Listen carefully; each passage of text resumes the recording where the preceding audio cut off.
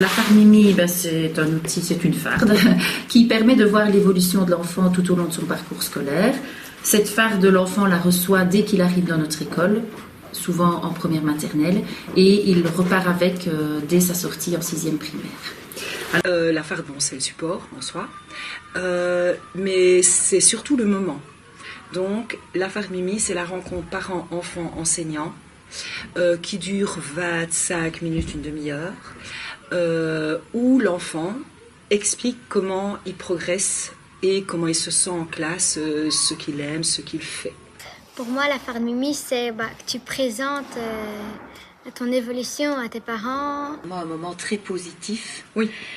Où, effectivement, nous, on est là pour le soutenir dans l'explication qu'il fait à ses parents. Donc oui, il apprend petit à petit à s'exprimer par rapport à ce qu'il apprend. Parce que cette farde, elle est rendue 4 fois sur l'année, 4 fois en primaire, 2 fois en maternelle et 1 fois en classe d'accueil. Et ça permet, lorsqu'elle est rendue, d'avoir un contact avec les parents, un dialogue. On installe comme ça un dialogue parce que l'enfant est chaque fois accompagné de son papa ou de sa maman ou de ses 2 parents, ce qui est encore mieux évidemment. Parce qu'en fait, c'est vraiment le reflet de ce qu'on vit en classe. Donc, l'enfant n'est absolument pas piégé. On a des défis construction, des défis puzzle, des défis mosaïques. On a des jeux mathématiques. On a plein de choses. On fait des photos.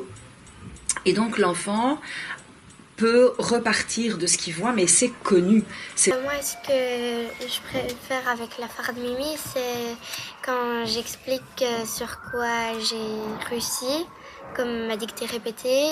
Et ça permet aussi de placer l'enfant au centre des apprentissages, puisque c'est lui qui va avoir la parole dans un premier temps, et donc il va expliquer ce qu'il a apprécié dans la période qu'il vient de réaliser, et ses forces, ses faiblesses, et puis il y a toute une discussion qui se passe avec les parents. Et puis... Ce que je trouve sympa dans la farde Mimi, c'est que en fait, j'aime bien expliquer un peu mon portfolio, les documents que j'ai choisis. Oui, j'aime bien jouer un peu à l'institutrice, comme Raphaël l'a dit tout à l'heure. Et c'est sympa, oui.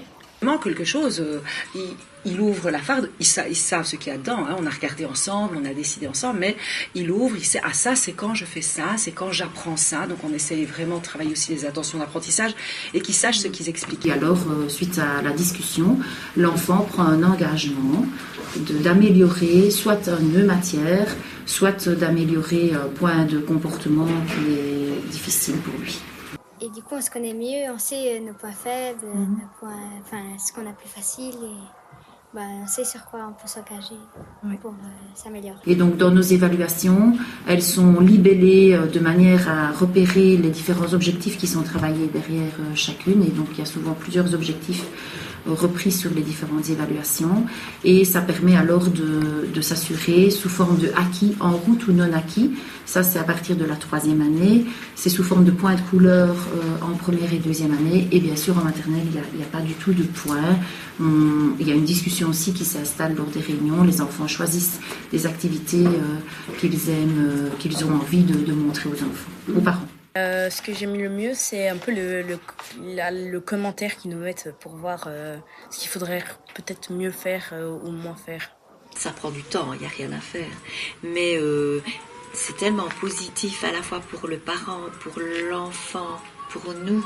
Oui. Et toute la collaboration qu'on a avec le parent, que ça en vaut la peine. Jamais on l'a remise en question. C'est très très très énergivore, parce que d'abord il y a la préparation de cette farde, d'abord pour nous en tant qu'institut, puisque nous en tout cas en primaire on liste tous les apprentissages qui ont été réalisés sur la période. Et puis alors, dans cette liste, on place des tableaux avec les résultats des évaluations sous forme de acquis en route et non acquis. Donc ça, c'est un premier travail qui se fait à la maison, ça comme beaucoup de monde, sauf qu'on doit aller rechercher tous nos semainiers pour identifier vraiment précisément les apprentissages qui ont été réalisés. Et on aime bien de le faire parce que ça permet aussi aux parents de se rendre compte qu'il n'y a pas que les évaluations. Il y a des tas de choses qui ont été travaillées, mais qui n'ont pas spécialement été évaluées parce qu'on ne saurait pas tout évaluer. Sinon, on ne fait que ça. Et nous, ce n'est pas notre objectif. Donc il y a déjà ce premier travail.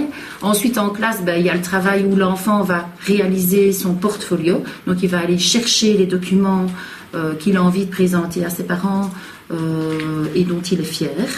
Donc il y a toute cette partie-là aussi qui prend un peu de temps en classe, mais ça c'est vraiment très gentil.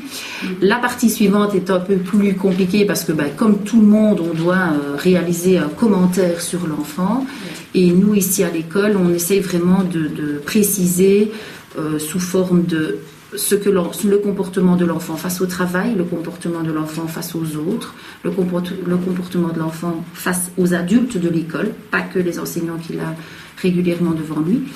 Et puis alors une petite conclusion. Donc ça demande aussi un certain temps de réflexion à la maison. Et puis alors ce qui est très énergivore, ce sont les réunions, mais qui sont pourtant essentielles dans notre processus. C'est parce que ces réunions, elles durent une demi-heure par enfant. Donc... Et ça sert à quoi que tes parents soient là, à ton avis? À montrer qu'ils sont présents pour nous en cas de besoin. Donc ces réunions sont vraiment très riches parce qu'elles nous permettent, c'est aussi une évaluation formative lorsque l'enfant présente son portfolio, mais c'est aussi très riche de tout ce qui se ressort. Et puis alors on noue aussi un contact avec les parents et il y a quelque chose qui s'installe au sein de notre école. Et je pense que les parents, je ne leur en ai jamais parlé, mais je pense qu'ils ne seraient pas contents de savoir qu'on ne fait plus ce système-là. Je me dis que maintenant mes parents ils sont plus là pour comprendre avec madame et moi sur quoi on est basé. Tu dirais à des enseignants qui ont un peu peur de se lancer dans ce travail-là et de réunion parents avec l'élève qui présente à ses parents, on entend que c'est chronophage, et donc qu'est-ce qui vous motive vous à continuer et que tu pourrais transmettre à ceux qui ont je dirais déjà, lancez-vous, allez-y, foncez, pas spécialement notre farde, mais allez-y, foncez dans la structure d'une évaluation commune au sein de l'école. Ça, je pense que c'est vraiment très important parce que c'était là, nous, notre souci. Il y a plus de 20 ans, on avait tous des bulletins différents et donc on s'est dit non, ça va pas. Il faut qu'on trouve une solution pour faire quelque chose de chouette et surtout pour mettre l'enfant vraiment au centre de ses apprentissages. Mais ce que j'aurais envie de dire, oui, si ça vous tente d'essayer une autre façon d'évaluer, n'hésitez pas, cherchez, réfléchissez, pensez aux élèves, parce que ces petits élèves qui ont du mal, quand ils reçoivent 2 sur 10 régulièrement, c'est pas très chouette.